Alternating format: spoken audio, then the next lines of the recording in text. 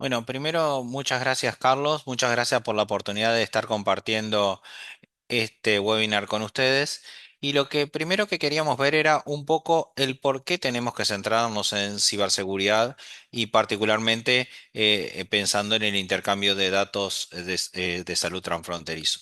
Primero que nada, hay que algo que es el valor de los datos de salud en el mercado negro.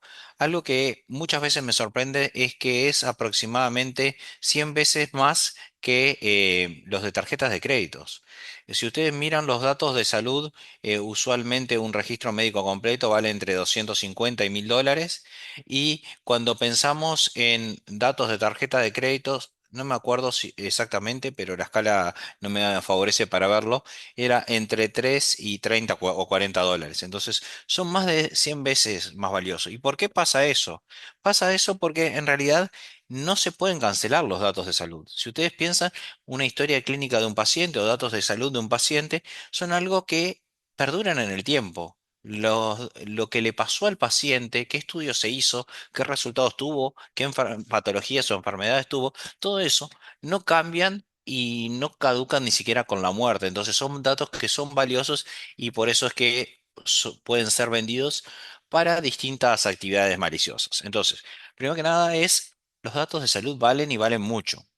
Lo siguiente que es importante es, bueno, ¿y está pasando algo? Y hoy hay un reporte de NISA que salió a mediados de 2023 que se hacía un enfoque de qué estaba pasando, pero enfocado en el sector salud. Y en 2 años habían tenido 215 incidentes, donde más de la mitad, poco más de la mitad habían sido de ransomware. El 43% de los casos habían incluido robo de datos. Básicamente esto de que los datos valen y que la gente pueden querer robarlos es algo que es un hecho, no es una posibilidad. Y lo otro que pasaba era que también pasaba que se veían afectados los servicios médicos. Muchos de esos, el ransomware bloqueaba, se bloqueaban agendas, tenían que suspender operaciones. Servicios médicos se veían afectados, que eso podía afectar a la seguridad del paciente en sí. Entonces acá me surgió la siguiente duda de, bien, estas son amenazas que afectan al sector salud. Pero, ¿cuáles son las principales amenazas que podrían afectar el intercambio de datos transfronterizo? Mi idea era tirarlo preguntas de este estilo como preguntas. Si ustedes quieren en el chat pueden ir dando su opinión sobre cuáles son las posibles respuestas. Si no, mi idea es también responderla, pero con mi punto de vista. Sería enriquecedor si ustedes, ya sea por chat o activando el audio, tienen ganas de responder de esta pregunta. ¿Qué es lo que ustedes piensan que puede ser lo peor que puede pasar cuando estamos en el intercambio de datos transfronterizo? ¿Alguien se anima a participar?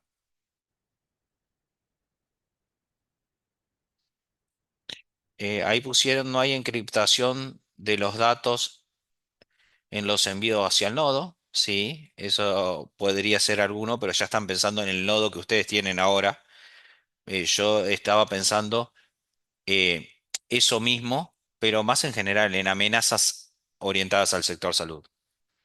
Filtración de información, estoy totalmente de acuerdo. Eso es uno de los que debería estar en mi siguiente PPT.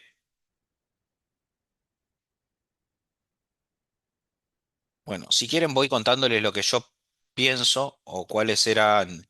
eh, Perdí la vista del orador cuando me fui al chat, le pido disculpas. Eh, Bien, acá está la vista del orador. No, perdonen que voy a ir a PowerPoint para mover la PPT directamente. Ahí. Bien. Lo primero fue que, dado que lo principal que estaba afectando era el ransomware, podemos vernos afectados por amenazas de ransomware que pueden llevar a filtración de información y además pueden llegar a llevar a interrupción de servicios. Si nosotros pensamos de que nosotros tenemos un paciente o una persona, un usuario del sistema de salud, que hoy está en Uruguay, yo soy uruguayo, viaja a Argentina, tenemos el sistema de intercambio de datos transfronterizo y necesita acceder a esos datos, por ejemplo, me pasó algo y necesitan esos datos para poder darme el adecuado servicio. Si un ransomware cifró esos datos, no solo está después la posible filtración de los datos o afiliación, sino también está que se puede interrumpir el servicio afectando la continuidad asistencial. Bueno, lo otro que estaba y que es tal cual lo dijeron, que es la filtración de datos de salud. Como dijimos que los datos de salud valen, los datos de salud, si son afiliados, eh, son robados, pueden ser vendidos y pueden afectar tanto a la persona, porque pueden ser utilizados para hacerle fraudes a las personas, o pueden ser utilizados para dañar la imagen del Estado, que ahí Franco puso el estado de salud en el país. Después, otra cosa que puede ser una amenaza para el sector salud es que el sector salud tiene muchos componentes que confían en su cadena de suministro. Bueno, si nosotros pensamos, la cadena de suministros pueden ser los laboratorios, servicios que den imagenología, privados que den servicios de salud. Todos esos pueden llegar a tener eh, vulnerabilidades, ver afectados sus sistemas y por esos terceros nosotros vernos afectados. Cuando pensamos en cadena de suministro no solo tenemos que pensar en gente que pertenece en el ecosistema que me da servicios, sino también terceros, por ejemplo, una empresa de desarrollo de software que está desarrollando el sistema que va a ser el nodo país nacional de un determinado país.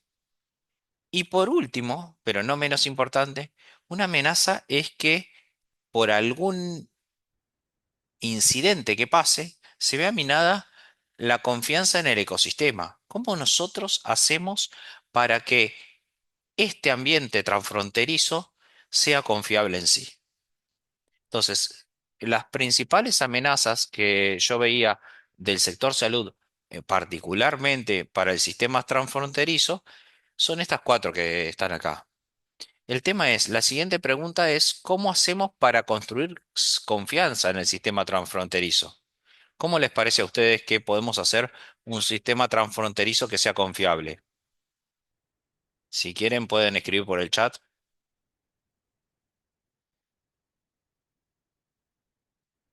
Doy un minutito para ahí a ver si se le ocurre algo a alguien.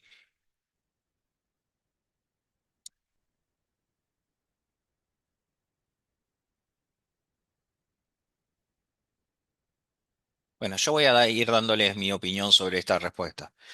La primera es nosotros siempre cuando pensamos buscamos la continuidad asistencial, por eso estamos haciendo toda la parte de intercambio de datos transfronterizo, buscamos tener un sistema confiable, pero para eso tenemos que tener una estrategia de ciberseguridad para el ecosistema, exactamente lo que acaba de poner Adriana, es a lo que iba a apuntar, en base a acuerdos internacionales basados en políticas y procesos seguros. Algo que voy a nombrar en un par de PPTs más adelante que una forma de conseguir eso es basándonos en los estándares de la industria.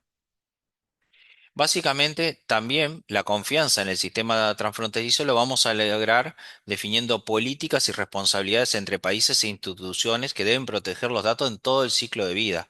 Acá nosotros, algo que va a ser muy importante es que dado que vamos a tener países e instituciones de los países interconectadas entre ellos, tenemos que tener claro cuál es la responsabilidad de la red, pero también cuál es la responsabilidad de cada nodo de la red para poder generar un sistema de confianza que haga que la red en sí sea confiable.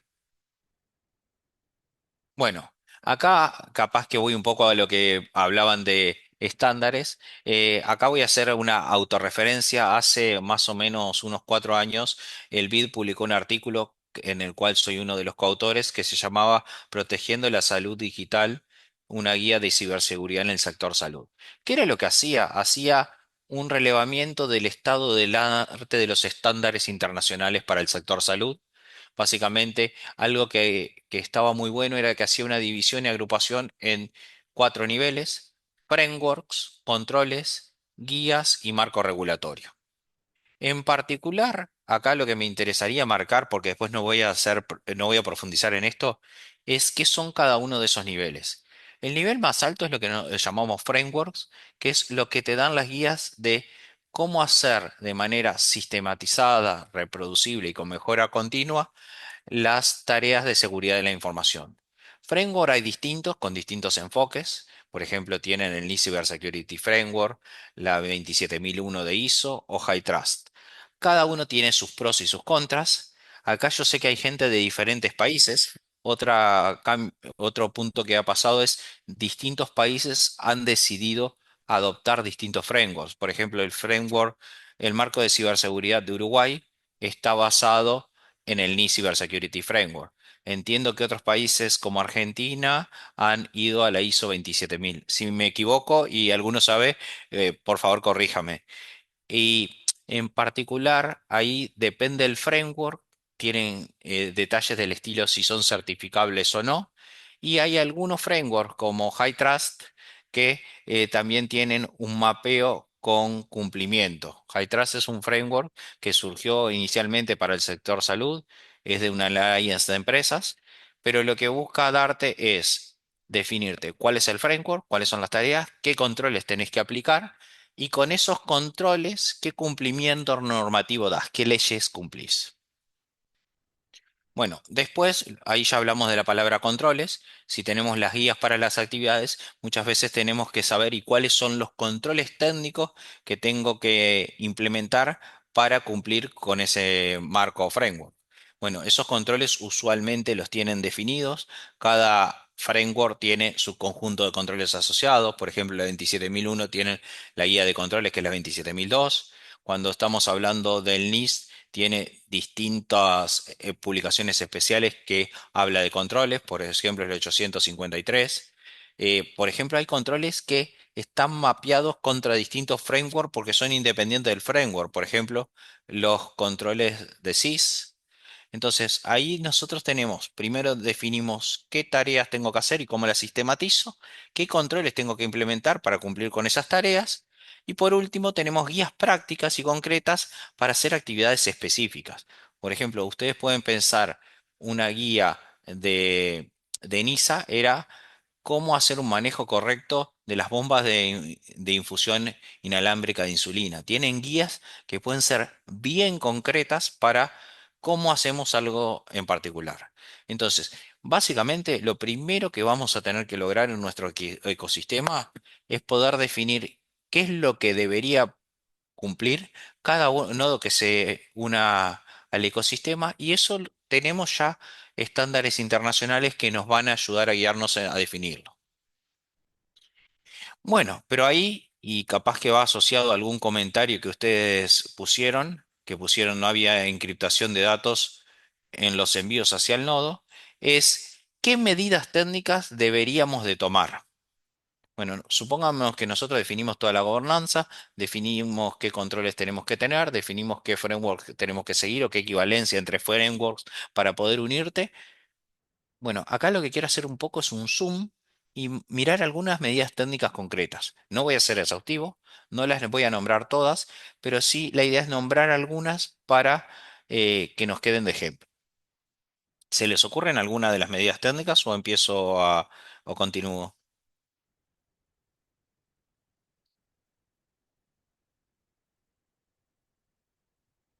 Bueno, voy a continuar. Encriptación estoy de acuerdo. Capaz que lo digo con alguna otra palabra después. Respaldos también estoy de acuerdo.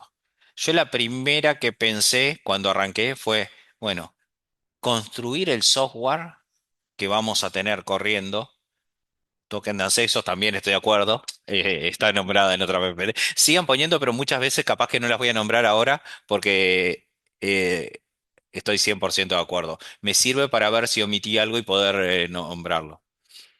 Bueno, primero que nada es tener un ciclo de vida seguro de las aplicaciones.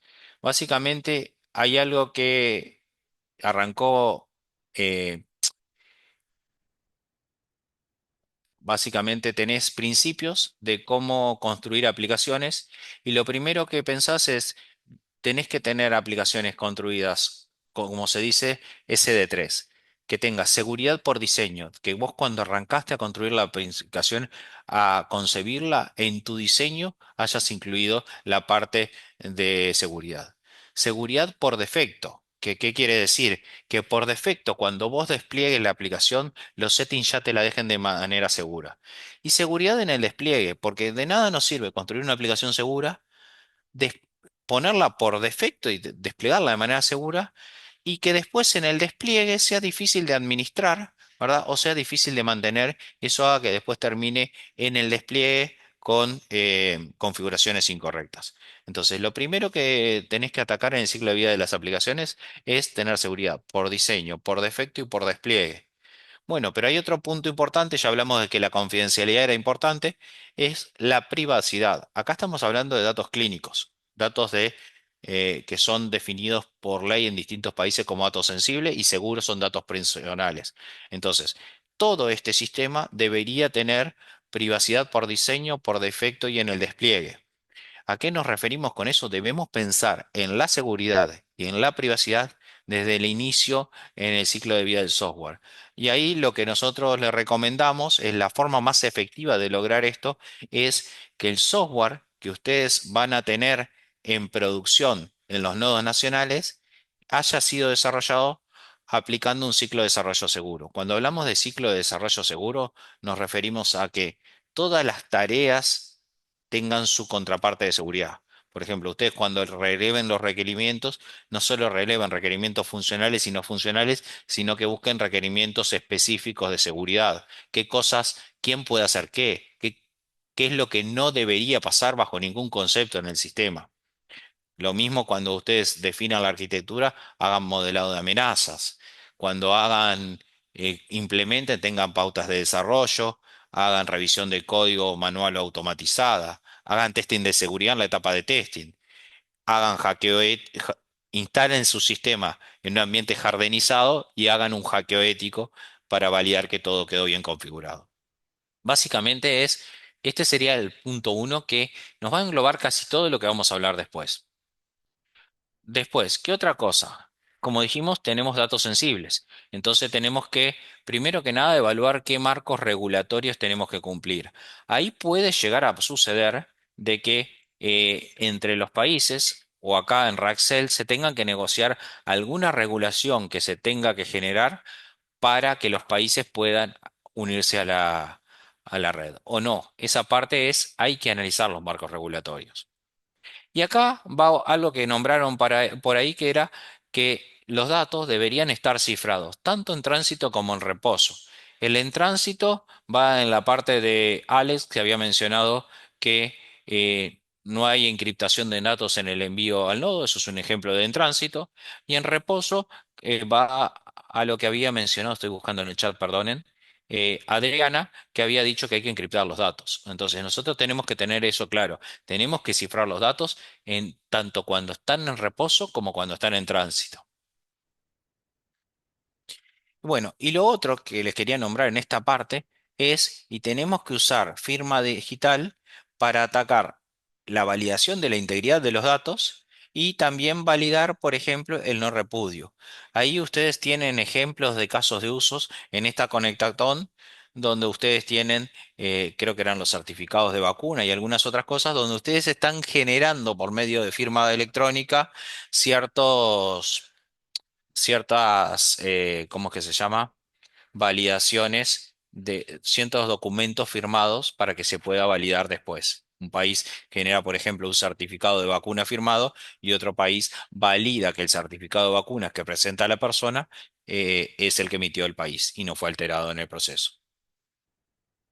Bueno, acá vamos a meternos en algo que no me mencionaron, pero para mí es importante y es importante que ustedes lo tengan en cuenta, que es que ustedes van a tener que definir un despliegue, pero un despliegue pensando de cero atrás, de confianza cero. Pensando en eso, vamos a tener que pensar bien en la segmentación de las redes y los servicios. ¿A qué nos referimos con la segmentación de la red y los servicios? Si ustedes piensan, ustedes, por ejemplo, en el nodo que le dan de ejemplo, pero que ustedes van a tener que tener algún equivalente, ustedes tienen un servidor Fire, que en particular acá se les está dando Happy Fire. Si ustedes piensan, este servidor Fire, primero que nada, debería exponer solo los servicios que son necesarios para las interacciones y además tiene datos sensibles, entonces debería estar aislado de otros sistemas que tienen otro nivel distinto de criticidad. Si pensamos en ese sentido, también tienen el servidor terminológico de Snowmed. Ustedes van a usar un servidor terminológico, puede ser ese u otro, porque ustedes lo que van a tener que resolver es la problemática funcional. Si yo pienso desde el punto de vista, por ejemplo, de confidencialidad, los datos que están en el servidor terminológico no tienen el mismo nivel de criticidad en cuanto a confidencialidad que los datos que están en el servidor Fire. Bueno, también tienen servicios de firma. Si vamos a pensar en el servicio de firma, si el servicio solamente no almacena datos, en realidad la confidencialidad de los datos almacenados en sí no es crítica. Si es crítica la confidencialidad de las claves privadas utilizadas para firmar, estoy de acuerdo. Pero tienen servicios distintos que deberían armar un esquema de red que estén aislados entre ellos, que tengan un esquema también de segmentación de red adecuada, tengan de mesetas cuando tengan que tenerlas, tengan cada aplicación aislada de la otra.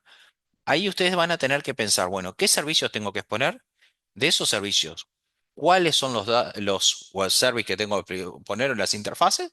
Y también van a tener que pensar, bueno, dado eso, ¿cómo los protejo? Acá hay algo que les quería no dejar de mencionar, que es que cuando ustedes hagan el diagrama de despliegue de su nodo país, van a tener que pensar en hacer un modelado de amenazas para ver si ustedes pusieron suficientes controles como para que todas las amenazas críticas, o por lo menos para llevarlas a un nivel de riesgo aceptable para ustedes, están mitigadas. Y si no, capaz que tienen que poner controles adicionales. Y ese tipo de controles vamos a estar conversando ahora un poco más adelante. Básicamente acá lo que estamos queriendo es reducir la superficie de exposición. Básicamente que solo esté expuesto lo que tenga que estar expuesto y a quien tenga que estar expuesto. Bueno.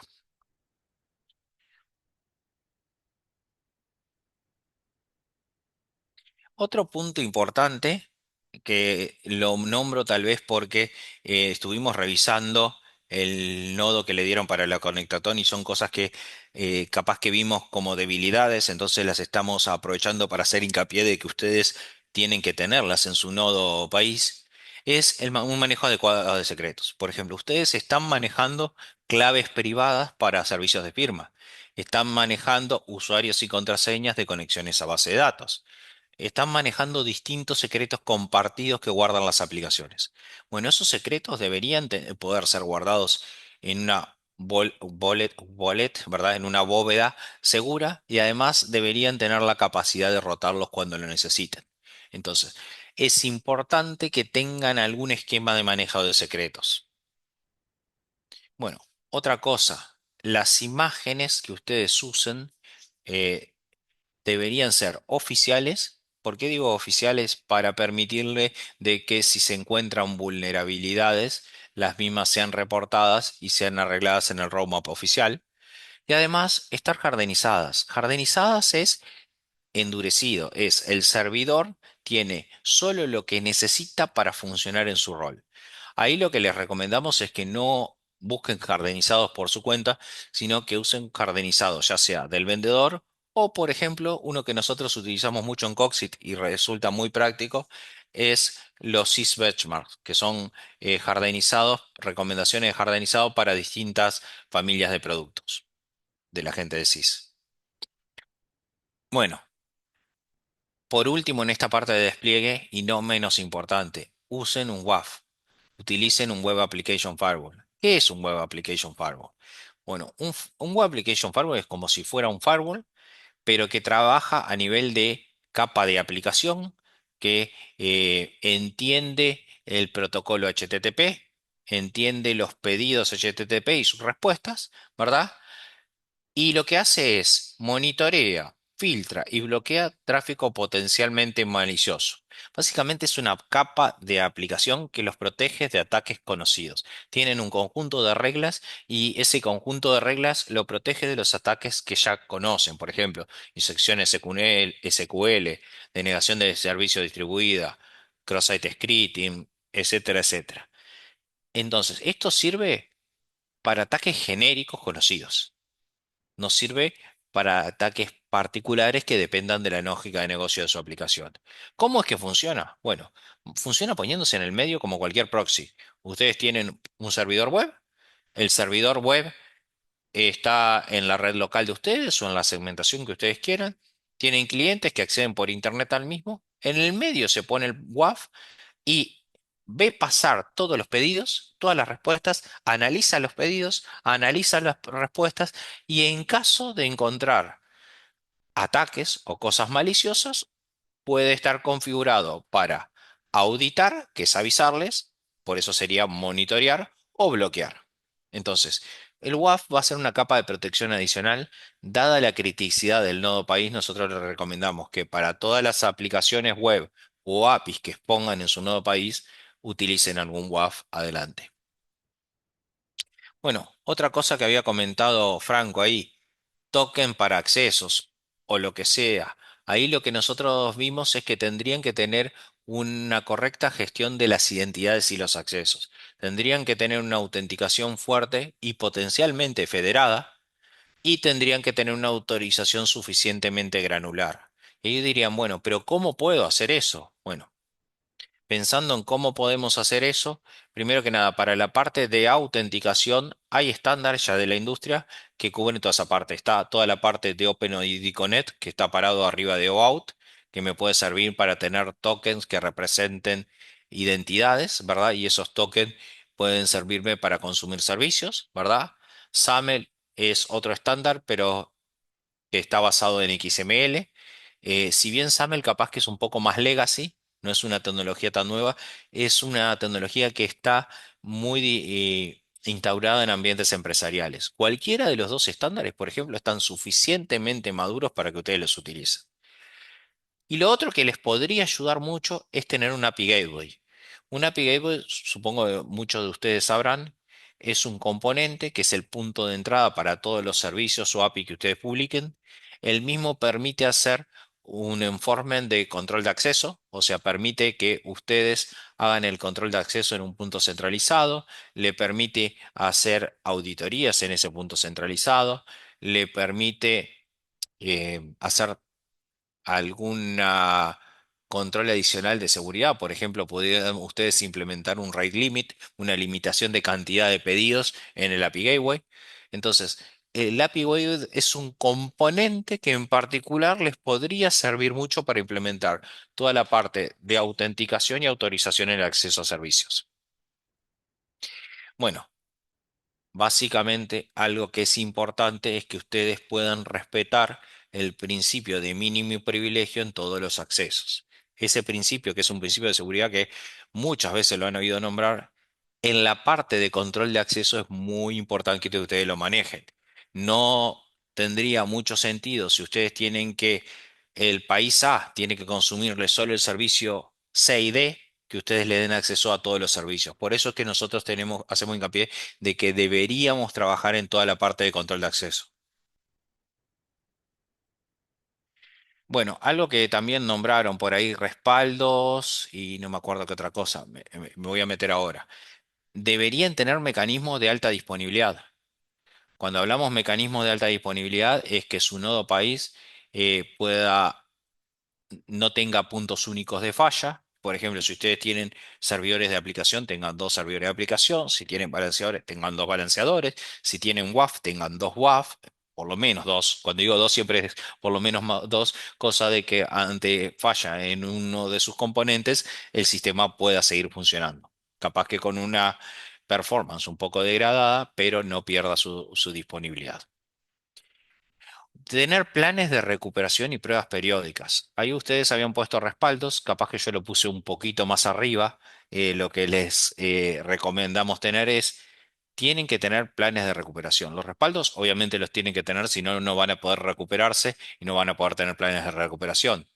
Pero los planes no sirven de mucho si nosotros no validamos que los mismos funcionen. Entonces, las pruebas periódicas de los planes es lo que les facilita a ustedes el poder validar que ustedes están preparados para ante un desastre o un incidente poder recuperarse. Y bueno, y algo que es importante es de alguna manera vamos a tener que buscar la forma para poder tener un monitoreo de salud de todo el ecosistema. Acá ya cuando pensamos en, estamos en un ecosistema, nos interesa que funcione la red, nos interesa que todos los intercambios transfronterizos funcionen. De alguna manera estaría bueno tener algún componente centralizado que nos dé eso, que nos dé el monitoreo de salud del ecosistema, no solo el monitoreo de salud de sus nodos países. Eso es cuando puedo el del ecosistema estoy asumiendo que el de sus sistemas los van a tener. Bueno, pensando en monitoreo, auditoría y trazabilidad. Asumiendo que ya tenemos la parte de monitoreo de salud, hay algo muy importante, es que tenemos que tener los logs centralizados y protegidos contra alteración. Si ustedes piensan, los logs de sus aplicaciones son muy importantes porque ante un incidente o un problema son lo que nos dicen que pasó.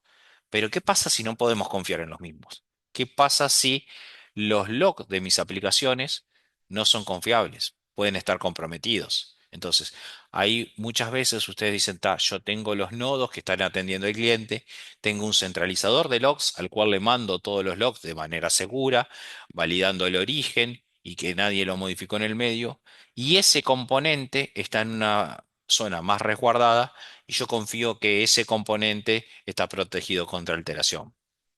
Bueno, el paso siguiente es no solo enviemos los logs y protejámoslos contra alteración, sino tengamos un SIEM, básicamente, para correlacionar eventos y poder detectar incidentes de seguridad.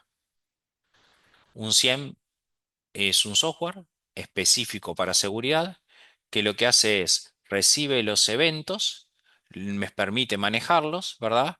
Hace correlaciones y por heurísticas o por distintos mecanismos va detectando que distintos eventos pueden ser un ataque o parte de un incidente. Entonces, ahí lo traté de explicar informalmente para no profundizar tanto en un 100, pero tener un SIEM en un nodo país sería algo muy razonable. Ustedes ahí podrían decirme, pará, Pablo, pero de estas cosas que estás planteando, ¿cuánta plata me va a salir? Y ahí yo le diría, mirá, tanto de descentralización de logs como para SIEM, vos tenés opciones pagas, y que son caras, o opciones open source. Por ejemplo, para centralización de logs tenés OpenSearch, tenés LK y para SIEM tenés Wazoo. O sea, hay componentes que son opens que podrían cumplir estas funciones. Lo importante es tener en mente que tenemos que cumplir estas funciones.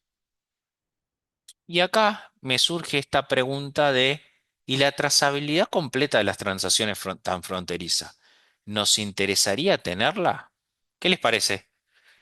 ¿Les parece que sí o que no? Me gustaría que me respondan eso porque ahí yo voy a dar mi opinión, pero me juego después que se jueguen ustedes.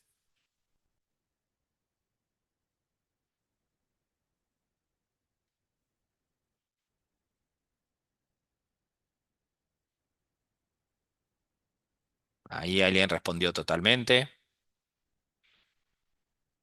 Sí, sí, mi punto de vista es el mismo que el tuyo, Jorge. Para mí es muy importante. Y creo que hay que ver si los países van a dar ese paso para permitir tenerla, pero es muy importante que esté.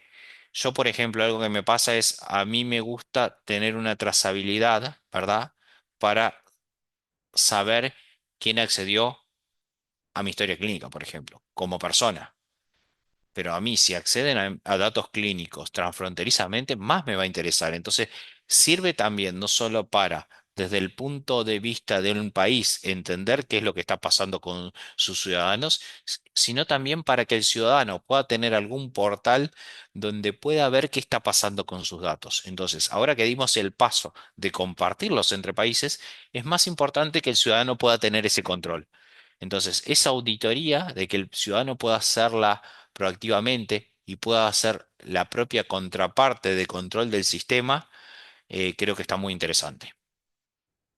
Está bueno que ustedes estuvieron de acuerdo conmigo, porque si no, podía ser una polémica en el bar ese tema. Bien, eh, otras cosas que nos vamos a meter cuando nos metemos en temas transfronterizos. Bueno, Vamos a tener que tener procesos y procedimientos operativos y de respuesta a incidentes eh, compartidos entre países. Los incidentes de seguridad o, o no de seguridad pueden ser incidentes de disponibilidad nomás, aunque disponibilidad es uno de los atributos de calidad de seguridad. eh, van a pasar. Entonces, primero que nada, necesitamos manuales de operación claros y que sean compartidos entre países. Después, ¿qué necesitamos?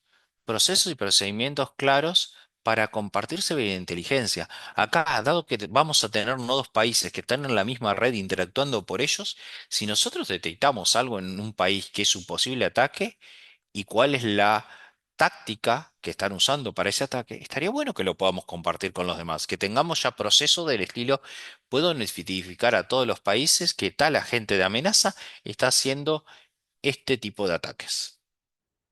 Bueno, con más razón tenemos que tener procedimientos de respuesta a incidentes coordinados. Acá, ¿qué es lo que pasa? Ya un incidente no necesariamente va a ser en un sistema, en una organización, en un país. Puede ser que el incidente esté tratando de comprometer la red. Entonces, los procedimientos de respuesta a incidentes deberían poder ser coordinados entre países. ¿Y cómo podemos llegar a hacer esto? Y bueno, generando en estas instancias como las codetractones algunos ejercicios de cibercrisis o simulaciones de fallas. Buscar tener ejercicios donde nosotros no solo nos preparemos para ver cómo podemos interoperar y cómo podemos coordinar el trabajo, sino que también nos podemos coordinar, dado que tengamos los procesos y procedimientos todos alineados ante un problema. ¿Cómo reaccionamos como equipo todos los países? Bueno, ahora sí voy a hacer capaz que el downgrade, ¿verdad? El hablar un poco de lo que estamos usando para la Conectatón, ¿verdad? Todos ustedes conocen el IPS National Backend, ¿verdad?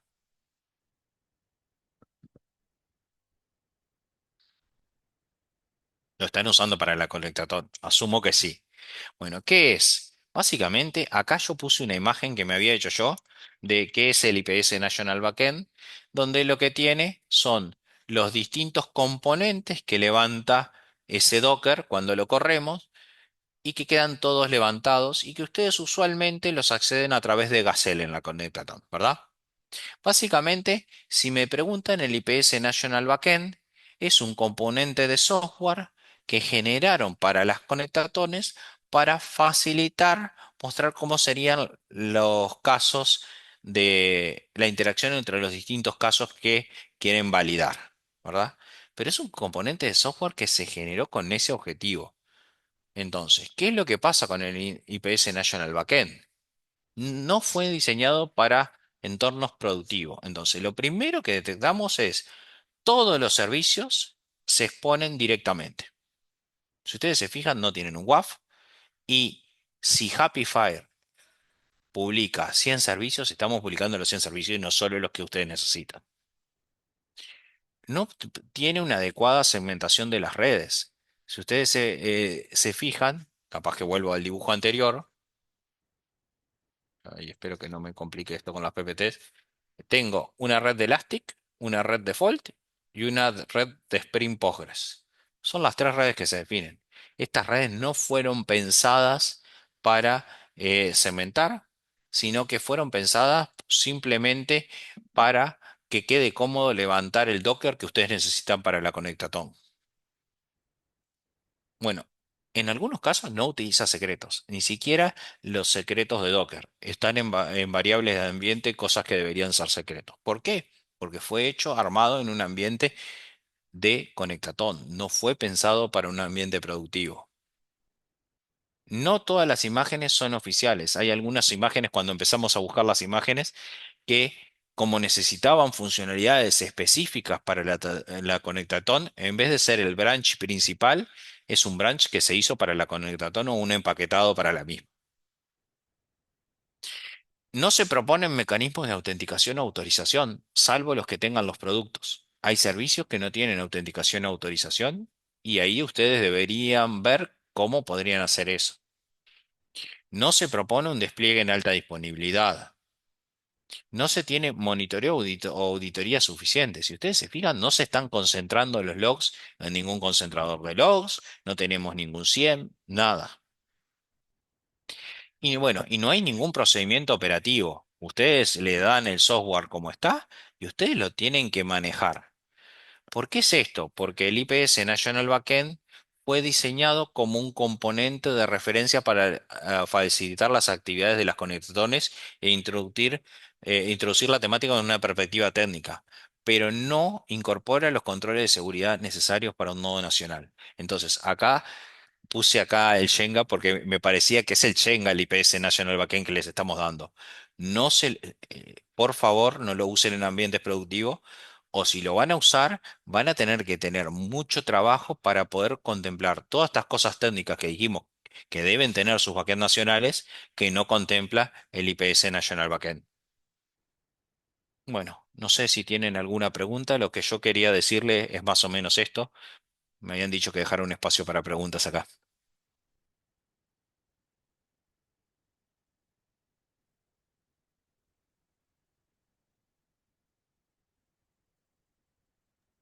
Pueden levantar la mano o dejarlas en el chat, ¿ah?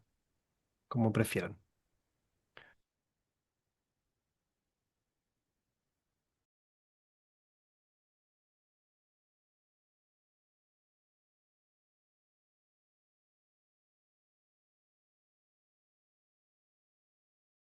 Gustavo dejó una en el chat, Pablo. Sí, ahí lo que pregunta es qué soluciones deberíamos considerar para el entorno productivo. Nosotros lo que fuimos nombrando es qué consideraciones técnicas deberíamos considerar en el entorno productivo. Si cuando estás hablando de soluciones estás hablando de componentes de software, yo lo que le diría es no tengo un inventario ahora de cuáles necesitarías. Ahí lo que vos vas a necesitar es analizar, bueno, en las conectatones, ¿qué es lo que tuve que hacer? Bueno, eso, ¿con qué componentes de software lo voy a cumplir? Puede ser que definas que son los mismos o otros. Bueno, para esos componentes, ¿cuál va a ser la arquitectura de despliegue que yo voy a elegir? A esa arquitectura le podemos hacer un modelado de amenaza. Y bueno, para lo que me falta de las cosas que vimos que tenemos que tener. ¿Qué es lo que puedo poner? Por ejemplo, tengo que poner un WAF. Bueno, hagamos un WAF, ahí puedes ir a tecnologías paga o puedes ir, por ejemplo, a un WAF basado en modo security que es open source. Necesito un centralizador de log. Bueno, capaz que pongo OpenSearch. Bueno, necesito un SIEM. Pongo Wasu. O sea, ahí las soluciones sería, primero veamos lo que necesitan desde el punto de vista del negocio y cuando tienen que cumplir eso, decidan, bueno, si van a desarrollar un producto con un ciclo de desarrollo seguro o van a usar alguno existente. Y si eligen hacer uno existente, busquen el despliegue que cumpla todas estas consideraciones de seguridad que hablamos. No sé si respondí la pregunta ahí.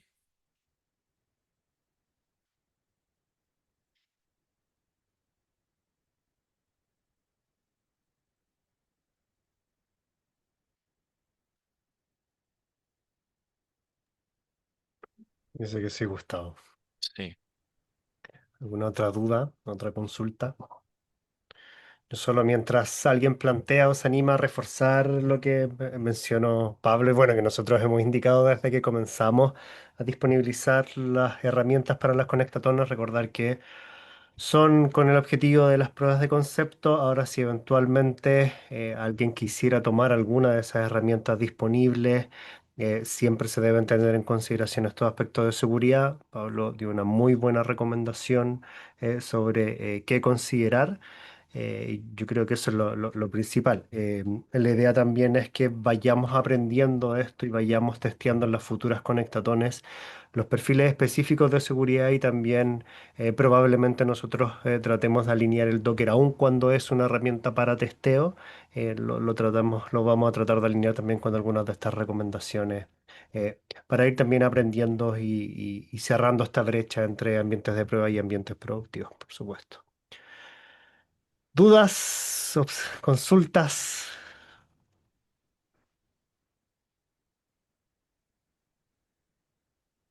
Hay una pregunta de Sonia, Pablo.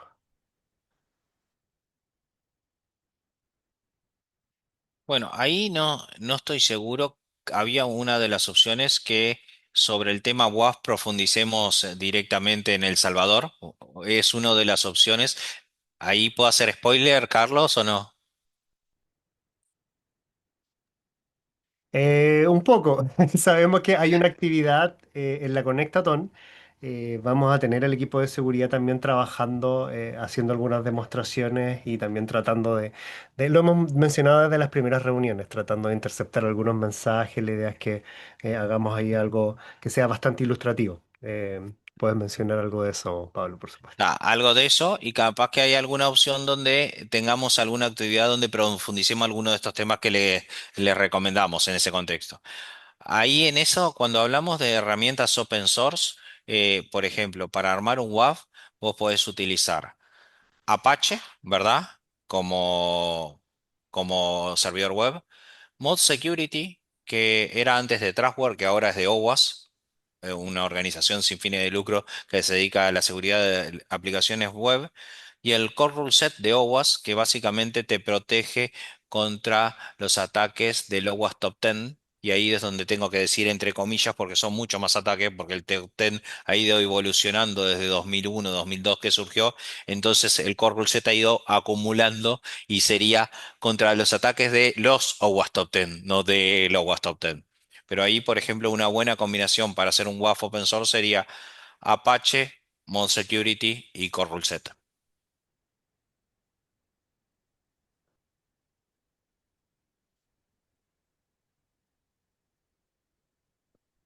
Quedan algunos minutos.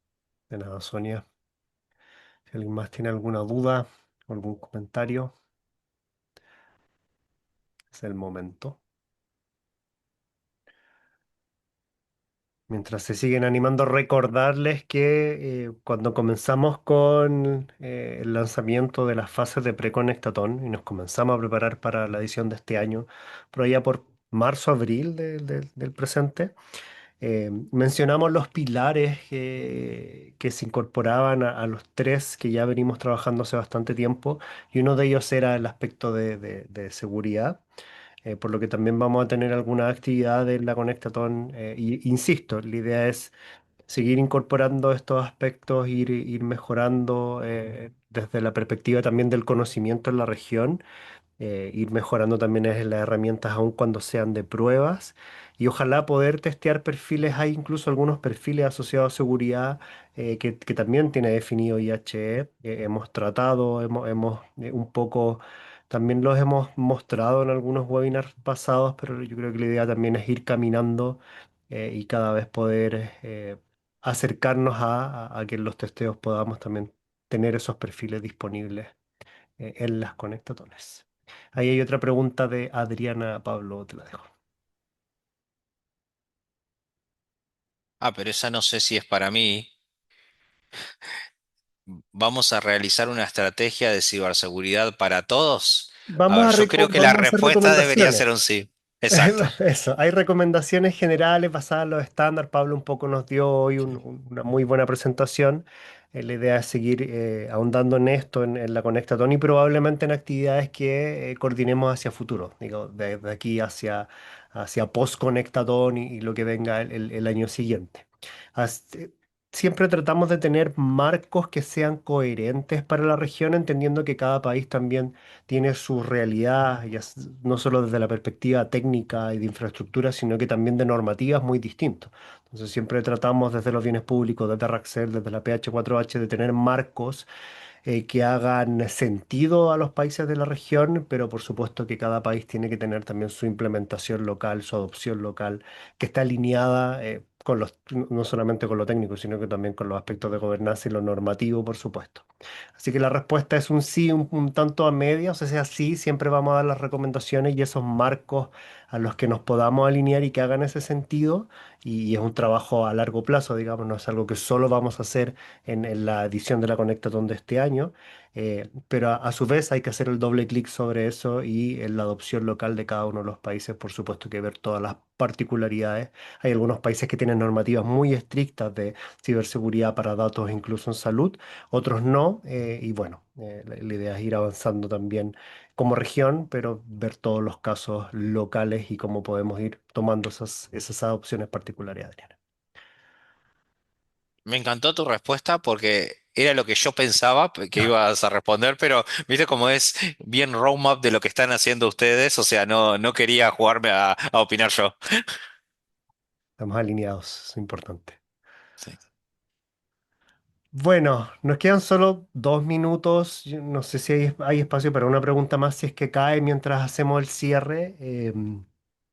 Estamos terminando las temáticas asociadas más al trabajo técnico de la Preconectatón, digamos con temas asociados a las herramientas, a los pilares que fueron presentados a principio de año, y nos acercamos a la recta final. Y esta recta final viene de la mano con todas las temáticas particulares asociadas a la plataforma de pruebas, por lo que desde mediados de septiembre, desde la segunda o la tercera semana de septiembre en adelante, vamos a tener solo webinars dedicados, guiados por IHE y dedicados a lo que es la Conectatón de este año. Tenemos el de registro, que va a ser el primero, creo que es la próxima semana. Se va a abrir el registro en la plataforma Gacel, un registro que es un periodo que dura un mes, donde hay que registrar a los equipos, las plataformas, los tests, etcétera. Bueno, en el webinar va a estar bien explicado eso. Siempre también tenemos los webinars más relacionados al testeo mismo, cómo utilizar la plataforma, y un par más particulares relacionados a la Conectatón de este año, que recordar que tenemos una modalidad virtual a principios de octubre.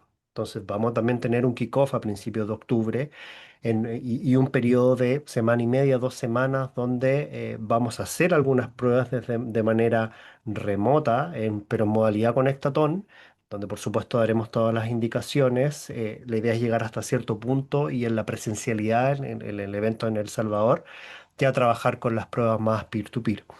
Así que se viene un arduo trabajo y creo que nos queda lo de Wallet. Nos quedan un par de webinars relacionados a framework para wallets y uno específico de la herramienta que va a estar disponible de Wallet.